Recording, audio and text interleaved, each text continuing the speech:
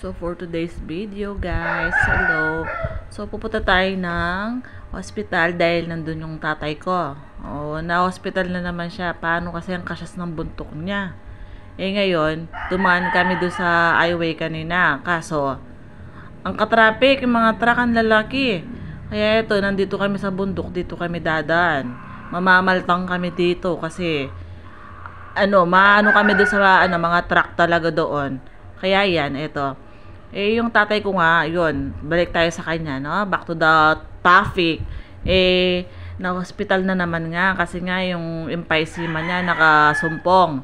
O, tas nangunguko pa daw siya. Kaya yun, nagpadala siya sa hospital. Kaya, eto, pupuntahan natin siya ulit. Babalikan natin siya. Baka mangaga na kasi siya eh. Magtalpak siya dun sa hospital. Diba?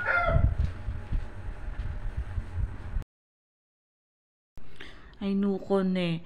Yung dinalanan namin dito ay nakakatakot. Akala ko may luluksong ubingan sa amin. Paano kasi tignan nyo yung dikot. Ang kapal-kapal ng dikot dito. Kaso syempre, mas malapit kasi yung daan dito. Tsaka yung, mas safe. O, kaso nga lang, ang sakit-sakit. O, tapos ang dami pang alikabok. Kaya akala mo, nagpolvo kami pagdating namin ng hospital. O, sakto yung tatay ko pa mo, nangunguko. Nabaho niya kami. Nung nabaho niya kami, nangunguko siya lalo, ayun. Nag-oxygen siya. Kaya ayun, sabi ko, lalabas muna tayo. Ako, baka mapano si tatang ako. O, tapos ayan, nandito nga kami. Dito kami dumaan kasi nga, mas okay. Kahit na itamupin, malikabok nga siya. Kaya tignan mo, oh. Ayan yung daan. O, diba? Ang dami kong H, daan. Hindi ko alam kung may H ba yung daan na sinabi ko o wala. Pero ayan, sige. Ayan, medyo malikot yung, dyan, yung kamay ko kasi nga, buko-buko yung dalan. Tapos ayan, tignan mo yung kasagana namin. Ay, lawan mo daw. Ang kapal ng, alikabok na dala niya. Unlimited. O, meron pa palang isa na bigla kami. Bigla siyang sumaling kung ganyan. Ay, nako. Ayan, o. Tignan nyo. O, diba? Unlimited. Para tayong nasa sanggibsalan. O, finally, nandito kami sa taas. Pero nahihirapan kami dun sa pataas namin. Sabi ng ate ko, daan-daan daw. Paano kasi? May bukol. Baka bigla kami bumalik. Ay, nako. Kasakit na yon pag nasaktan kami doon. O, diba? Kaganda ng view. Paano kasi ang layo ng hospital dito sa amin? Ayan o, tignan nyo. Para lang kaming namamasyal, diba? Pero hindi nyo alam, pupunta kaming hospital niyan. Lagu-lagu kami dyan sa daan, pero wala naman tao. Diba? Hindi, tumitingin din kami ng magandang view. Para nga minsan, para ma-refresh. O, inunahan tayo ni Koyang o. Diba? Yun nga, si tatay ko, hindi ko pa nga alam kailan siya lalabas. Eh, sabi ng doktor, hindi pa daw yung kuko niya. Kasi nga, ma-plem. Abang nga nandun kami sa hospital kanina, nangunguko siya. May buga kung may buga kung may bulang dun sa kuko niya kanina. O, yun nga, yung yun, para akong masusuka. Paano kasi, yung plema niya, bilog-bilog daw, kadiri, no? O, so, ayan. Pag kasi December na dito sa Pilipinas, nagkakaganyan talaga yung mga tao. Paano kasi iba-iba yung klima, biglang papalit, tapos biglang lalamig. O kaya yung tao, syempre hindi naman sila sanay sa ganyang panahon niya. O nagkakaroon sila ng kuko, tsaka sipon. O yun na, dun na nag-uumpisa yung parang sasakit na rin yung katawan nila. Kaya mga iba, lalo na sa mga matatanda, ay syempre hindi naman sila sanay yung katawan nila hindi na ganun kaya lakas, kaya ayun, madalas silang nagkakasakit, kaya ganun. Tapos yung iba, gusto pa mo nila yung magkakaroon daw ng snow dito sa Pilipinas. Ay Diyos ko, ay di namatay ng mga tao dito, syempre hindi naman sila sanay. So ayan guys, nandito na tayo sa bagong munisipyo ng Porac. Ayan, pinagawa yan ni Senator Lito Lapid. Ang kaganda, 'di ba? Para ka nasa Malacanang. Yun nga lang, 'di ba? Masyadong mapali kasi walang tanaman. Tignan nyo, lahat ng magugubra dito, panigurado mangingitim. So ayan, medyo malapit na tayo sa hospital dito. Medyo mabakulang yung dalan kasi nga siyempre yung mga dumadaan dito, mga truck na mababayat, may dala silang mga lupa-lupa. Oh, kaya ganun kaya kung nanganganak ka, ay Diyos, dito pa lang sa dalan na to, manganganak na ka. O ayan, nandito na tayo sa malapit sa hospital. Ditak na lang talaga ng ditak, nandito na tayo. Pero dadalan tayo guys, dun sa likod. Kasi dito sa harap nga, nire-renovate kasi, hindi pwedeng dumalan dito. Binabawal ng guard. Kailangan dumurot muna tayo dun sa likod. Kasi nga, dun yung dalan ngayon. Pero okay naman yun, at least diba, pag nayari na yung hospital dito, maganda siya. Kasi daw sabi ni Nanay Lilia daw, papalaki daw siya.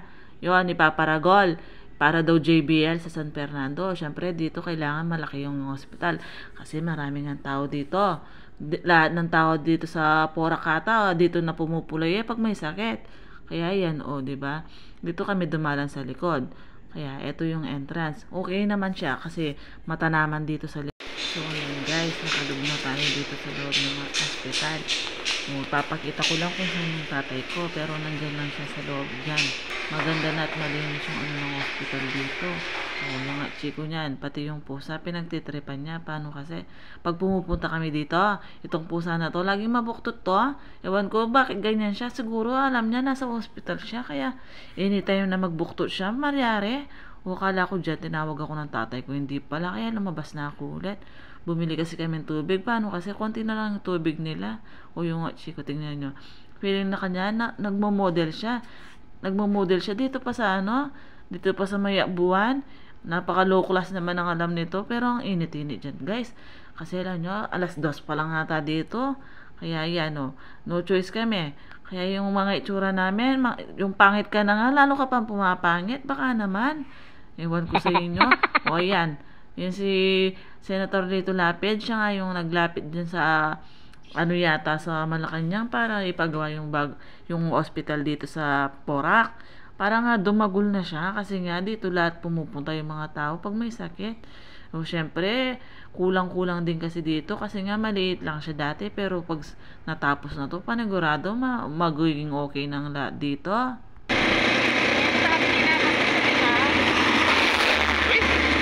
Sila na naman ito.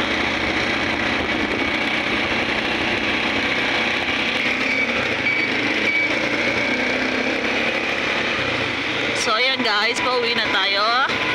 Bata mo kantatang. May confine na naman po yung matwa. O nagkakasakit daw siyang huminga. Kasi nangunguko siya. Nangunguko.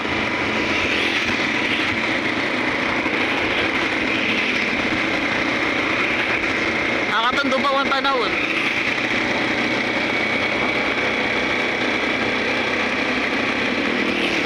So ayan, mamaya na lang guys.